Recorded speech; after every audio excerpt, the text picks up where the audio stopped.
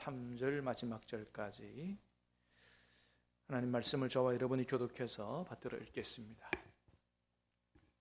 예수께서 12제자를 데리시고 이르시되 보라 우리가 예루살렘으로 올라가노니 선지자들을 통하여 기록된 모든 것이 인자에게 응하리라.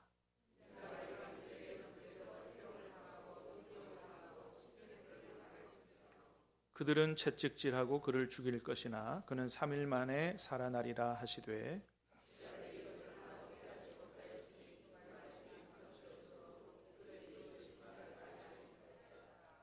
여리고에 가까이 가셨을 때에 한 맹인이 길가에 앉아 구걸하다가 그들이 나사렛 예수께서 지나가신다 하니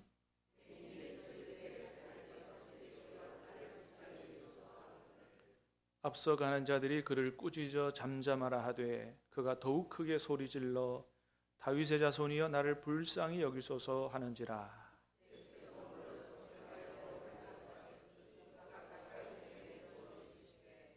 내게 무엇을 하여 주기를 원하느냐 이르되 주여 보기를 원하나이다.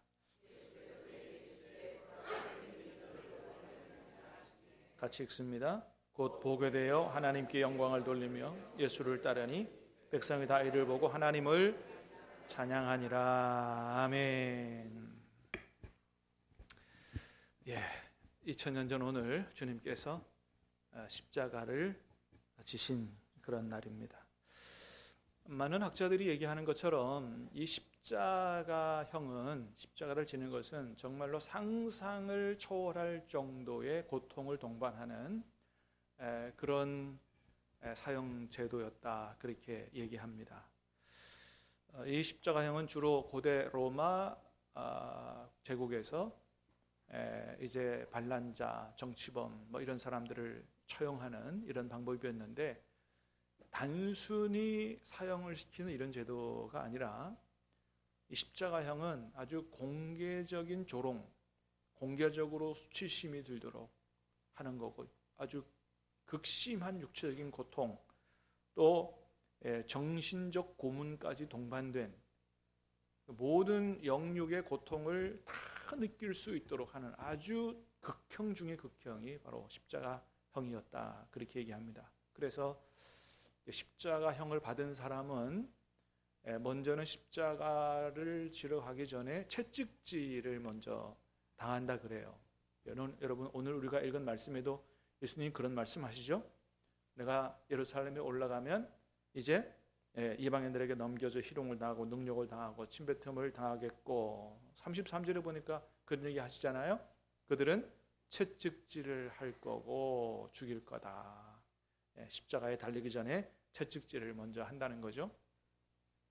그런데 그 채찍이 그냥 이렇게 무슨 가죽끈 매단 채찍이 아니고 끝에는 쇠 고랑이 붙어 있어서 확 때리면 이게 살점에 가서 콱 박힌다는 거잖아요. 땡기면 살점이 그냥 뜯어지는. 그래서 예수님 십자가에 달리시기 전에 이미 피를 많이 쏟으시는 그런 아픔을 당하셨죠. 먼저 채찍질 당하고 난 다음에는 십자가형을 받은 사람은 자신이 매달릴 십자가를 지고 간다 그래요. 우리 이 영상에서도 본 것처럼. 근데 보통은 십자가 전체를 지고 가는 게 아니고 기둥은 사형장에 박아놓고 가로목, 십자가 위에 댈 가로목, 그걸 패티블룸이라 그러는데 그거 무게만 한 30에서 40kg 정도가 된다 그럽니다. 그거를 지고 이제 사형장으로 가는 거죠. 그리고 주로 손과 발에 못을 치는데, 손바닥에 못을 치면 이게 너무 힘이 없어서 이렇게 떨어지니 주로 어디다가 못을 치냐 하면 손목에다가 못을 칩니다. 18cm짜리입니다. 대못 중에 대못입니다. 그것을 손목에 치면 뼈가 으스러지는 거죠. 여러분, 뼈가 부러지는 고통을 한번 당해보신 적이 있으세요? 상상을 초월할 정도로 아픈 그런 처형법이 바로 십자가형입니다. 십자가에 달려도 금방 죽을 수가 없습니다. 아주 천천히 죽어가는 고통이기 때문에 그 육체적 고통, 사람들의 조롱, 또 추위, 그걸 겪으면서 몇 날 며칠을 십자가에 달려서 천천히 고통스럽게 죽어가는 것이 바로 십자가형이라 그래요. 그래서 이 십자가형은 너무 끔찍해서 로마 시민들에게는 사용하지 않았고 주로 노예, 로마 제국의 한거에서 반란을 일으키는 사람들, 또 폭도들, 이런 사람들에게 이 사형법을 시행했다 그럽니다. 자, 여러분, 그렇게 주님이 우리를 구원하시기 위해서 십자가를 지고 돌아가신 날인데, 여러분 그런 생각을 혹시 한번 해보신 적이 있으신가요? 예수님께서 우리를 구원하시는데 왜 하필 꼭 십자가를 지셔야 됐는가? 왜? 아니, 다른 방법으로는 우리를 구원하실 수가 없으셨을까요? 하나님이신데. 예? 우리가 구원받아 하나님의 자녀가 되려면 제일 먼저는 우리의 죄의 문제가 해결돼야 되죠. 그래서 예수님께서 우리 대신해서 피 흘려서 죽으셔야만 했다는 사실을 인정한다 할지라도, 예? 왜 하필 그 참혹한 그 고통스러운 십자가를 지셔야 됐는가? 여러분, 하나님이 그렇게 하셔도 되잖아요. 예수님으로 하여금 그 십자가 지도록 안 하시고, 야, 내가 너희의 죄 용서할게, 그냥 말로 하셔도 되잖아요. 그죠? 하나님이신데 누가 뭐라 그럴 거예요? 아니, 내가 그렇게 한다는데, 야, 예수 십자가 지지 마, 내가 그냥 다 용서해 주면 돼. 그렇게 하셔도 될 텐데 왜 꼭 예수님이 죽으셔야 되고, 죽으시는 것도 왜 꼭 그렇게 극형인 고통스러운 십자가에 매달려서 죽게 그렇게 하셨는가?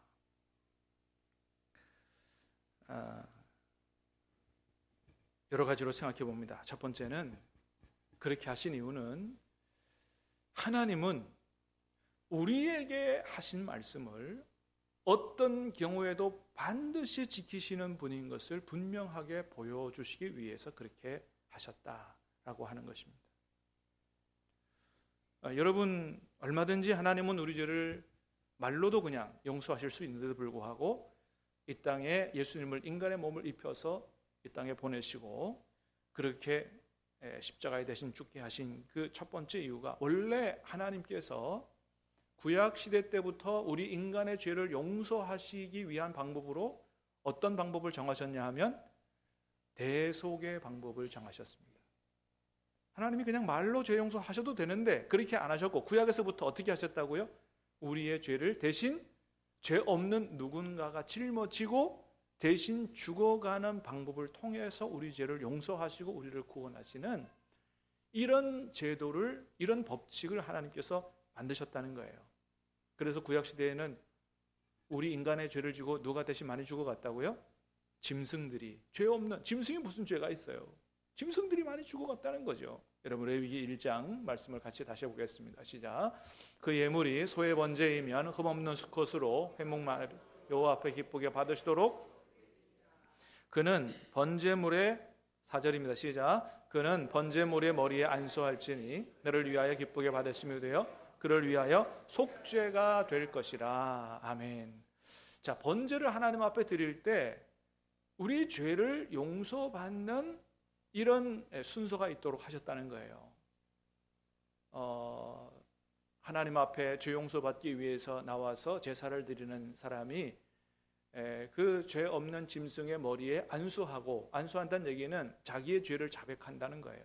거기다 다 자기의 죄를 자백하면 우리 죄가 그 짐승에게로 흘러 들어가게 되고, 그 죄 없는 짐승이 우리 죄를 다 덮어쓰고, 그 다음에 이제 피 흘려 그 제물을 잡게 되면 하나님 앞에서 우리의 죄가 용서되는, 그를 위해 속죄가 되는 이런 방법을 통해서 하나님이 우리 인간의 죄를 용서하셨다는 것입니다. 여러분, 그래서 레위기 17장 11절에도 분명히 말씀하죠. 시작. 육체의 생명은 피에 있음이라 내가 이 피를 너에게 주어 제단에 뿌려 너희 생명을 위하여 속죄하게 하였나니 생명이 피에 있으므로 피가 죄를 속하느니라 그랬어요. 히브리서 9장도 말씀합니다. 시작. 율법을 따라 거의 모든 물건이 피로써 정결하게 되나니 피 흘림이 없은즉 사함이 없느니라. 그렇습니다. 그래서 구약시대 때 하나님께서 하나님의 형상대로 창조된 인간들을 용서하시고 구원하시기 위해서 죄 없는 많은 짐승들이 우리의 죄를 대신 짊어지고 죽어가도록 그렇게 하셨습니다. 그런데 이제는 역사의 어느 한 시점에 하나님께서 이제는 그런 방법을 안 쓰시고 단 한 번의 방법으로 죄 없는 사람, 단 한 사람의 죽음으로 말미암아 모든 사람의 죄를 해결할 수 있는 길을 여셨는데 그게 누구라고요? 우리 주 예수 그리스도의 십자가 사건이다라고 하는 것입니다. 여러분 늘 제가 질문하는 거지만 여러분 왜 우리의 죄를 대신 짊어지기 위해서 우리의 죄를 대속하기 위해서 예수님이 하나님의 아들이신 예수님이 인간의 몸을 입고 이 땅에 오실 수밖에 없었다고요? 이 땅에는 우리 죄를 대신 짊어지고 하나님 앞에서 제물되어 우리 죄를 해결할 만한 그런 제물이 될 만한 자격이 있는 사람이 한 사람도 없기 때문이다. 왜요?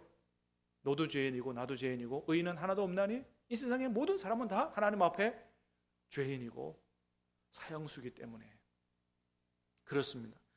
어떤 사람도 하나님 앞에서 그냥 자기 죄를 짊어지고 죽는 거지 다른 사람의 죄를 짊어지고 대속할 자격이 있는 사람이 하나도 없기 때문에 그래서 우리 인간의 죄를 대신 짊어지게 질 수 있는 그런 제물은 이 세상에서는 찾아볼 수가 없어. 죄 없으신 하나님의 아들 예수님께서 이 땅에 인간의 몸을 입고 오셔서 피 흘림이 없이는 죄 사함이 없으니 우리 대신 피 흘려서 죽으셨다라고 하는 것입니다. 그러므로 사랑하는 여러분, 저와 여러분의 죄의 문제를 해결하고 저와 여러분들을 죄와 사망의 권세 가운데서 지옥의 권세 가운데서 구원하실 유일한 구세주는 2000년 전 오늘 십자가에서 피 흘려주신 우리 주 예수 그리스도밖에 없는 줄로 믿습니다.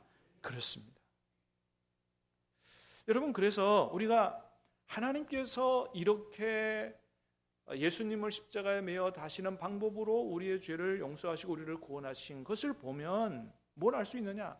우리 하나님은 어떤 분이시라는 걸 알 수 있냐 하면 첫 번째는 하나님은 어떤 경우에도 하나님께서 하신 말씀을 반드시 지키시는 분이다 라는 것을 믿을 수가 있어요.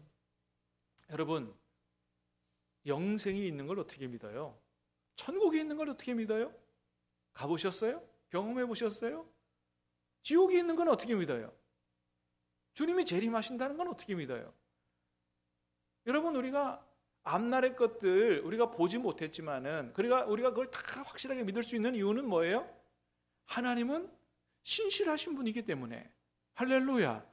하나님은 하신 말씀을 반드시 지키시는 분이기 때문에 그걸 누구를 통해서 우리가 확인했기 때문이에요. 예수님을 통해서 우리 인간의 죄를 용서하기 위하여 대속의 방법을 쓰셨는데 그냥 말로도 용서하실 수 있지만 그 대속 하나님께서 우리 인간의 죄를 용서하기 위한 구약의 방법을 그대로 지키시기 위해서 이제는 예수님을 내려보내서 우리 대신 십자가에 죽게 하시는 그런 방법을 당신의 외아들을 희생시키시면서까지 당신이 하셨던 그 약속의 말씀을 지키시는 그 하나님을 보면서 앞으로 일어날 그 모든 일에 대해서도 하나님께서는 반드시 그 약속의 말씀을 지키실 것이다. 믿습니다. 그렇습니다. 주님의 재림도 믿습니다. 주님의 심판도 믿습니다. 영생과 천국이 반드시 준비되어 있는 줄로 믿습니다. 그렇습니다. 자, 그래서 하나님께서 하신 그 말씀, 그 약속, 그것을 지키시기 위해서 예수님이 이 땅에 인간의 몸을 입고 오셔서 우리 대신 죽으셨는데 아까도 말씀드렸던 것처럼 그런데 예수님이 이 땅에 오셔서 죽는 방법도 많은데 왜 하필 십자가냐 이거예요. 한 번에 고통 없이 피 흘려 죽는 참수용도 있잖아요. 그렇잖아요? 근데 그렇게 간단하게 그냥 예수님도 고통 없이 그냥 간단하게 탁 피 흘려 죽으시면 그거 될 텐데 왜 하필이면 그렇게 극심한 고통을 당하는 그 십자가를 지게 하셨는가라고 하는 것입니다. 거기도 이유가 있는 것으로 보입니다. 첫 번째는 하나님이 우리 죄를 얼마나 싫어하시는지를 십자가를 보고 확실하게 깨닫도록 하기 위해서 예수님을 십자가에 매달아 죽이셨다라고 하는 겁니다. 여러분, 만일 하나님께서 우리 죄를 그냥 말로만 용서해 주셨으면, 하나님이 우리가 죄 짓는 걸 얼마나 싫어하시는지를 우리가 제대로 깨닫지 못했을 겁니다. 여러분, 지금도 그렇잖아요. 우리 죄를 대신해서 예수님이 십자가에 죽으신 것을 알면서도 여러분, 때로 우리가 여전히 죄를 지을 때 그렇게 크게 양심의 가책을 느끼지 않고 때로는 아주 편하게 죄 짓는 경우도 얼마나 많냐 이거예요.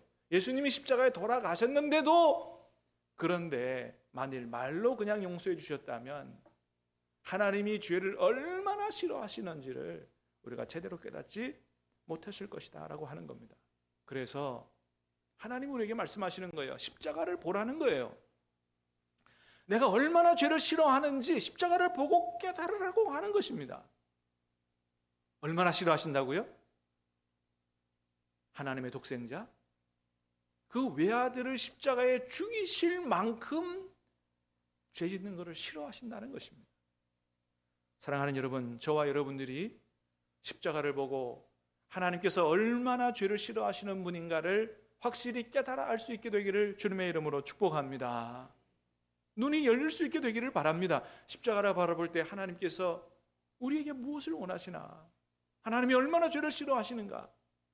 여러분, 그래서 구약에도 보면 짐승이 우리 대신 죄를 지고 죽어가는데 우리를 구원하기 위해서 하나님께서 우리 죄를 대신 짊어지고 우리를 구원하기 위해서 죽어가는 그 짐승을 누가 죽이라고 말씀하셨는가 하면 제사장이 죽이라는 게 아니고 너가 죽이라고 말씀하셨다는 거예요. 너 죄를 짊어지고 죽어가는 네가 그 짐승을 죽이라고 말씀하셨다는 것이죠. 레위기 1장의 말씀을 다시 보겠습니다. 4절부터 7절까지 시작. 그는 번제물의 머리에 안수할지니 그를 위하여 기쁘시게 받으심이 되어 속죄가 될 것이라. 그는 여호와 앞에서 수송아지를 잡을 것이요 아론의 자손 제사장들은 그 피를 가져다가 회막문 앞 제단 사방에 뿌릴 것이며 그는 또 그 번제물의 가죽을 벗기고 각을 뜰 것이요 제사장 아론의 자손들은 제단 위에 불을 붙이고 그 불 위에 나무를 버려놓고. 자, 번제를 드리는데 이 번제의 순서에 우리의 죄를 용서하시는 그런 순서가 있다 그랬어요. 그래서 죄를 범한 사람이 용서받기 위해서 흠 없는 죄 없는 짐승의 머리에 안수했어요. 그 짐승이 우리 죄를 덮어 썼습니다. 자, 그 다음에 어떻게 하라고 그랬어요? 5절에 보니까 5절에 보니까 어떻게 하라고 그랬어요? 자, 5절 말씀 시작. 그는 여호와 앞에서 수송아지를 잡을 것이요 아론의 자손 제사장들은 그 피를 가져다가 회막문 앞에 제단 사방에 뿌릴 것이며. 그 수송아지를 누가 잡아요?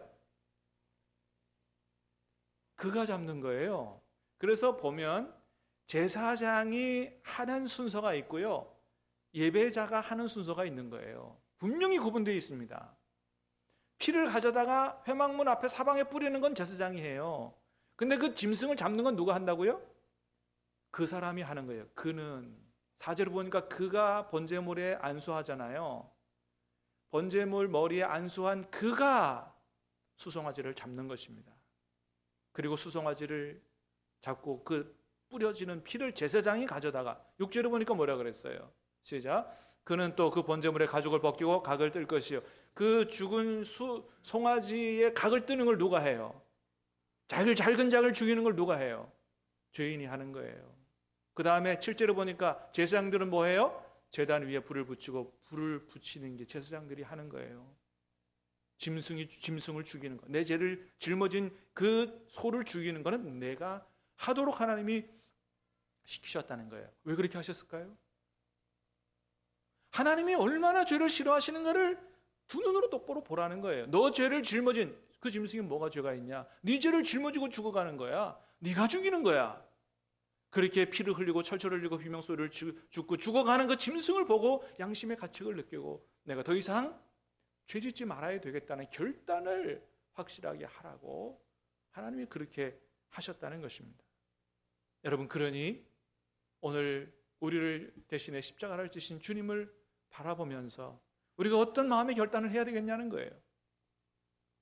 또다시 범죄하고 와서 가벼이 용서해달라고 그러고 이런 반복된 생활을 그치고 정말로 가슴을 치고 예수님이 십자가에 죽으신 것은 나 때문에, 내 죄 때문에 죽으셨기 때문에, 그 처절한 고통을 당하고 죽으셨기 때문에 내가 더 이상은 죄짓지 않고 주님 더 이상 죄짓지 않게 도와달라고 가슴을 치며 결단하는 기도를 주님 앞에 드려야 할 줄로 믿습니다.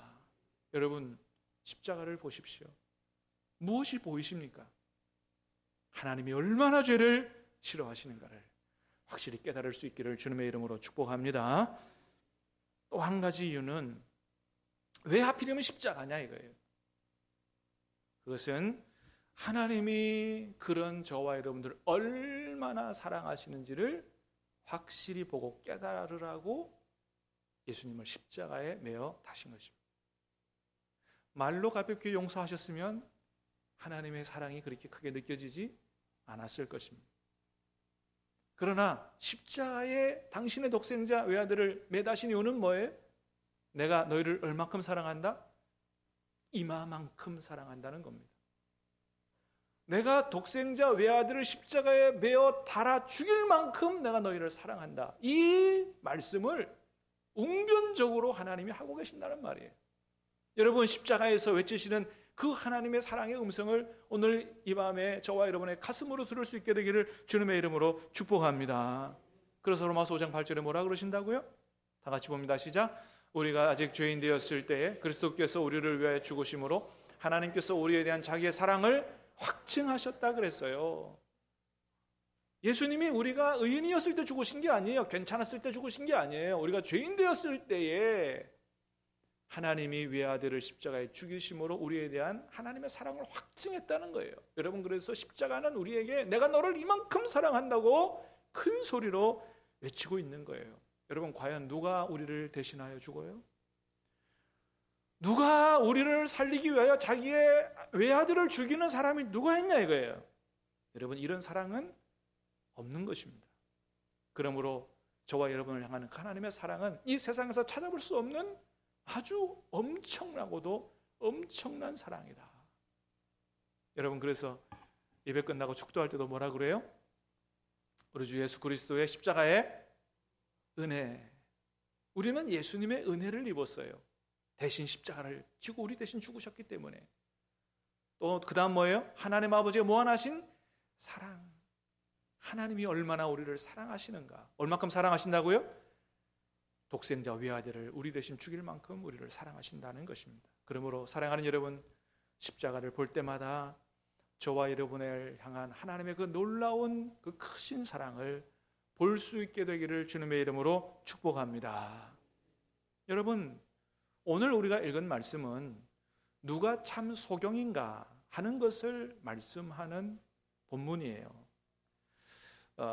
12제자들은 예수님과 함께 예루살렘으로 올라가면서 예수님이 그렇게 말씀하셨어요. 내가 예루살렘에 올라가면 채찍질 당하게 되고 죽게 될 것이다. 이 모든 것들은 다 선지서의 구약에 기록된 것이다. 다 이루어지는 것이다. 그러나 3일 만에 다시 살아나게 될 것이라고 몇 번이나 반복해서 말씀하셨는데도 불구하고 제자들은 어떻게 했다고요? 34절에 보니까 제자들이 이것을 하나도 깨닫지 못했다 그랬어요. 제자들이 예수님이 그렇게 말씀하셨어도 하나도 깨닫지 못했다는 거예요. 그런데 여리고에 가셨을 때 맹인 거지가 예수님이 지나가신다는 소식을 들으니 어떻게 했어요? 소리를 질러서 얘기합니다. 다윗의 자손이여 나를 불쌍히 여기셔서. 함께 있던 사람들이 막 꾸짖습니다. 야, 조용히 해. 누구라고? 지금 누가 지나가신다고 네가 그냥 소리치고 그러냐. 그러니까 어떻게 해요? 더욱더 크게 소리 질러 다윗의 자손이여 나를 불쌍히 여기소서. 예수님이 그 소리를 들으셨어요. 가던 길을 멈추고 그 맹인거지를 불렀습니다. 이리 와봐라. 내가 너에게 뭘 해주기를 원하느냐. 그랬더니 맹인거지가 뭐라고 얘기합니까? 맹인거지가 41절 하반절에 보니까 주여 보기를 원하나. 예수님을 보고 뭐라고 불러요? 주여라고 부릅니다. 다윗의 자손이여 주여라고 불러요. 이 맹인거지는 비록 육신의 눈은 가려졌지만 예수님을 바라보는 영안은 활짝 열린 사람이라 이거예요. 당신은 다윗의 아들 그리스도 메시아요. 내 눈도 뜨게 하실 하나님이시다. 여러분, 구약 성경에 누구만 맹인의 눈을 뜰 수 있게 한다고 말씀하시냐면 하나님이 오시면 그런 일이 일어날 거라고 예언되어 있습니다.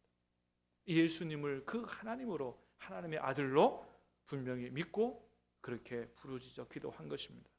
여러분, 오늘 이 밤에 주님께서 저와 여러분의 영안도 활짝 열어주시기를 주님의 이름으로 축복합니다. 십자가를 바라볼 때 하나님이 얼마나 우리의 죄를 싫어하시는가를 깨달아 알 수 있게 되기 바라고, 십자가를 바라볼 때 그런 죄인은 우리를 하나님이 얼마나 사랑하시는가를 다시 한번 깨달아 알므로 말미암아 대속의 은혜에 하나님의 엄청난 사랑을 받은 우리답게 하나님 기뻐하시는 대로 그렇게 살아갈 수 있는 저와 여러분 될 수 있기를 주님의 이름으로 축복합니다. 기도하겠습니다.